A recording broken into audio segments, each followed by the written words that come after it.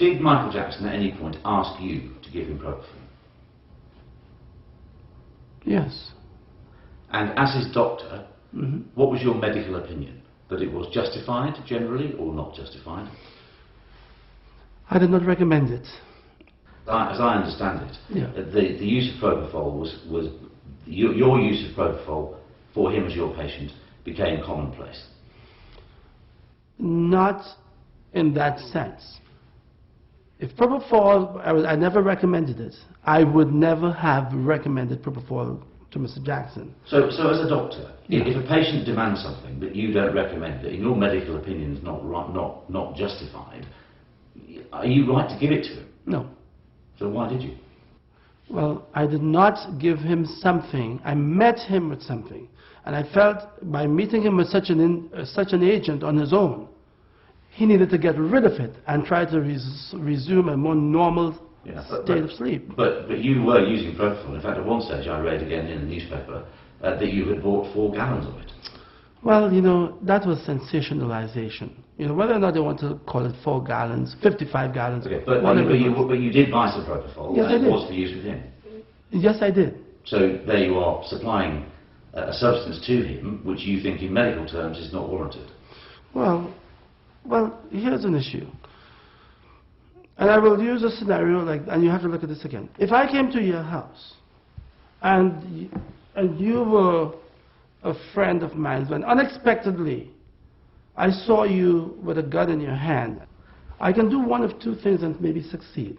I can tell you stop it, and you might listen to me, or I may have to take hours to get you to hand over that gun. Okay? So I would say basically it took me a while to take away from Michael something I thought he should not use. So you were working with him to get him off it? That's basically it. Okay. You describe Michael as drug seeking, as suffering some form of dependency that you found in multiple IV sites and poor vein structure. During the course of probably placing an IV in him, I felt that his veins were indeed horrific. They were very cord-like, and they were like spider webs. And I said to Michael, you know, Michael, the only time I have seen this type of venous appearance in a patient are people who are like drug users, drug abusers. And his response, in a very childish voice, which I could clearly imitate, but I don't choose to do that now. Really? Is it really? And I said yes. And that was the end of that. He would not account for that. At this point, I turned to the fateful day. Murray told the police that he administered 25 milligrams of propofol, or milk as Jackson called it, after a sleepless night at around 10:40 or 10:50 in the morning. He then said he left the room for 2 minutes before returning to find his patient in serious distress. What he didn't tell the police was that he'd actually spent 50 minutes on the phone to relatives and girlfriends. In my interview, I said it was at least 10:40. 10:30 was already, we were beyond that. Yeah. And at that time, he pleaded for milk. In consideration of giving him that, I had to get the appropriate medication, get the syringes, prepare it. So he really got propofol around 10:50. So here's Mr. Jackson. He gets an injection of propofol, which is 25 milligrams. That's it. In the initial statement, you're having given Michael propofol and waited until he fell asleep and felt reasonably comfortable. You then said that you left the room for 2 minutes to visit the lavatory, and then when you came back, Michael was in some form of kind of distress. That time frame doesn't make sense because you were on the mobile phone talking to various people for something like 45 or 50 minutes. I would say that this is what I can tell you I've done. So he got medicine at about 10:50. He drifted into sleep around 5 minutes. I sat there. As I said in my statement, I waited as long as I felt I was comfortable, that the effects of the medicine propofol was gone. And then you left the room. How long was that? So normally propofol would last about the effective end organ sleep state would be gone in 10 minutes. I sat there for at least 30 minutes. If you look at the calls as they were coming through, I think the very first call that came through was from my daughter. I did not even pick it up. But the point is, you're out of the room for a lot more than 2 minutes. No, I'm and still, it's a lot later. No, I'm still at the bedside. Taking the calls at the bedside. Let me clarify for you. After giving him his propofol, I sat there long enough with Mr. Jackson, looking at him, checking his vital signs, checking his oximeter, making sure his pulses were fine, making sure he was asleep. And he was asleep, but not as deep as normally he would sleep because he was not snoring. And then by 11:20, 25, I decided, well, look, if the calls are going to start coming in, and if I need to call and he's now comfortable, the effects of propofol is more than 20 minutes gone. Okay, but the point is this, you never mentioned the phone calls to the police. They never asked me. But you're telling them what's happened. Listen to me. I sat there and we never interrupted the policemen. We never told them what they could ask, what they could not ask. They did not ask me the question. I did not think it was important. So let me ask you another question then. What do you think happened? It has been speculated that Mr. Jackson swallowed lots of propofol, but that's now been discounted. It is suggested by some people that you hooked him up to a drip, and as a result of the longer-term infusion of propofol, he ended up with a poisonous concentration in his blood. There is another suggestion, again widely reported, that he may have medicated himself. What do you think happened? I cannot answer your questions. You know, it's so, what is the same? I mean, because there's so many things that requires a story of its own.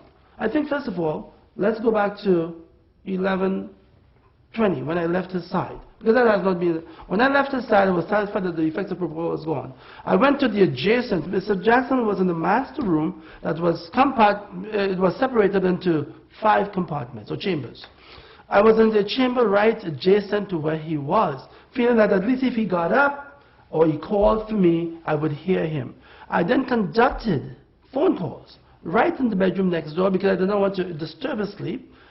At the end of my conversations, or thereabout, with the last inconsequential phone call I was making, rather than going back to him right away, I thought I would go ahead to the farthest, the distant chamber, to urinate. That I did. And that's when we talk about 2 minutes.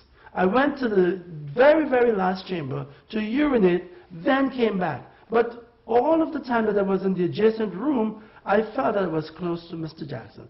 Does that help you? It does. Do you understand why people think that you are culpable here? On the face of it, there are no medical notes. It's not regarded as appropriate by lots of people to use propofol at home. You had no trained assistants. There was no CPR board, a board that you could do compressions on. There was no mention of propofol to the paramedics or for the doctor when you got to the hospital.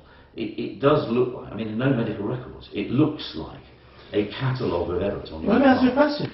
You call it a catalogue, call it a compendium, use any term that you like. But I'll ask you this. What does culpable mean, and culpable of what? Because you're a doctor. Am I culpable of being a doctor? No, because you're a doctor, you're culpable. Because we Culpable of what? Because we expect standards and practices to be we expect high standards from doctors. That's why they're doctors. That's why they're certified. I think my no medical notice doesn't sound like high standards to me. I think my standards has been impeccable. Now, if you tell me, Dr. Murray, it was really stupid, it was a careless thing, you should have had notes, I'll say, you know what, I agree.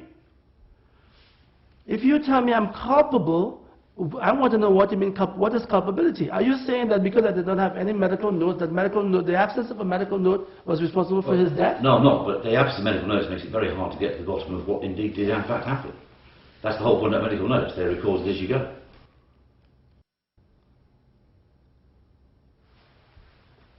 You're the doctor. It was not, I always write notes. The setting in which I was did not give me that opportunity to do it. And clearly, I did not. Was this a mistake on my part? Absolutely. But the absence of notes was not responsible for his death. It does, I take that point. It does look like, for $150,000 a month, which was the fee I understand, you essentially did whatever Michael Jackson asked you to. Less doctor, more supplier. I am in no way any of what you just mentioned. Well, you... And $150,000 that you mentioned, guess what? I am yet to receive one dime of it. Do you accept that it does look staggeringly incompetent? At least. Then you know what? I would say probably for doctors who write incomplete notes, or if I were to... Well, that wasn't the only issue, was it? No, I'm saying, if doctors don't write notes, and for those who write incomplete notes, and includes me, then you know what? You have just included 90% of the world's population of doctors. Let me ask you one more question. You said, Maybe I read in an article, just let me ask you this. Maybe in time. Okay, just let me ask you Go this. ahead. I read an article, you said, that this is very early on, you said to a journalist, you said, if I simply tell the truth, I will be exonerated. Why have you not taken the stand? I did not tell that to a journalist. Well, I'm reading it, it's a quote from the Daily Beast. Daily Beast? You said, apparently, if I simply tell the truth, I will be exonerated. Do you read the Daily Beast? I do. Really? I do. I'm not endorsing them. With hindsight, would you do anything different? Part 2. There never was a part 2, of course, at least not for me. Just 8 days after this interview, the jury found Dr. Conrad Murray guilty of involuntary manslaughter, and he's now in custody awaiting sentence.